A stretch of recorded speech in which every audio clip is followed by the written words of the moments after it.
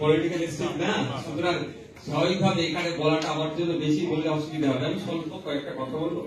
সর্বপ্রথম আমি বলবো, আমাদের অল ইন্ডিয়া হিউম্যান রাইটস যিনারা পরিচালনার দায়িত্বে আছেন, প্রায় দীর্ঘ 15 বছর ধরে মানুষের সেবায় নিয়োজিত আছেন। যেখানে হিউম্যান রাইটস ব্রেক হচ্ছে সেখানে চেষ্টা করছেন সেগুলোকে রিকভারি করার জন্য, এবং সাথে সাথে বিভিন্ন ভাবে সেমিনার বা বিভিন্ন ধরনের প্রচেষ্টা চালিয়ে মানুষের যে রাইট সম্পর্কে অ্যাওয়ার করার চেষ্টা হচ্ছে। এটা আশা করবো আমি এগিয়ে যাবে, এবং যে সমস্ত কর্মকর্তারা আছেন যারা আছেন প্রত্যেকে তারা তাদের নিজের ফিল্ডকে আরো মজবুত করবে এবং এগিয়ে নিয়ে যেতে সহযোগিতা করবে। আমি এখানে একটা জাস্ট কথা বলে আমার বক্তব্য শেষ করবো।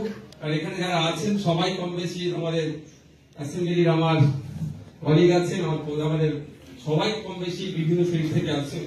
দেখুন, হিউম্যান রাইটস ব্রেক বিভিন্ন জায়গাতে হচ্ছে। সব থেকে বেশি আমরা চর্চা করি জেলের মধ্যে হয়। আমি জেলে 42 দিন পুলিশ কাস্টডি, জেল কাস্টডি থাকার সুবাদে একটা জিনিস যেটা লক্ষ্য করেছি, ব্রেক হচ্ছে, কিন্তু আর একটা ভয়ঙ্কর ব্রেক যেটা হচ্ছে, স্বামী স্ত্রী, হয়তো আমার ভাষাটা আমি গ্রামের ছিল তো হয়তো খারাপ হতে হলে খারাপ হবে, কেউ নেবেন না, আমি কনজুগাল ভিজিট, অর্থাৎ স্বামী স্ত্রীর মধ্যে টাইম স্পেন্ড না করার ফলে একটা বিশাল বড় রাইট ব্রেক হচ্ছে।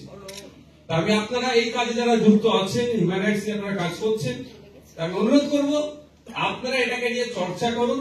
কনজুগাল ভিজিটটা যাতে ঠিক আমাদের রাজ্যে যাতে হয়, ইমপ্লিমেন্ট যাতে করা যায়। অলরেডি পাঞ্জাবে আছে, কোন কায়েদি বন্দি যদি সে তার আচরণ ঠিকঠাক স্বাভাবিক থাকে, প্রতি 2 মাস ছাড়া 2 ঘন্টা সময় পায়, সে তার ফ্যামিলির সাথে সে টাইম স্পেন্ড করতে পারে।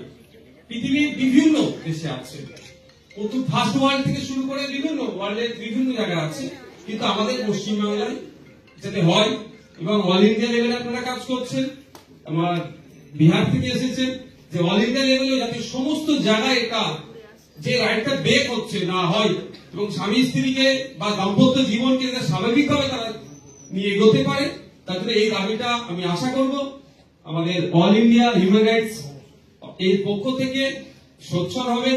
আমি ইতিমধ্যে বিধানসভায় তুলেছি, আমি তোলার সাথে সাথে জানি না, আমি হয়তো বয়সে হালকা হলো বিধানসভায় হাসির রোল উঠেছিল।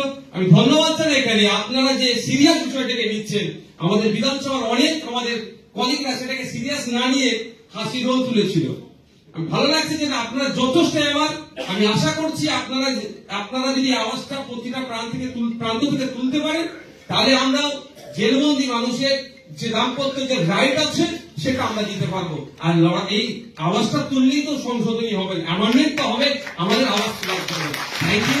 যারা উপস্থিত হয়েছেন, যারা এসেছেন, প্রত্যেককে ধন্যবাদ জানাই। বিশেষ করে আমাদের সেলিম বাবু সহ যারা আছেন তাদেরকে ধন্যবাদ জানাই।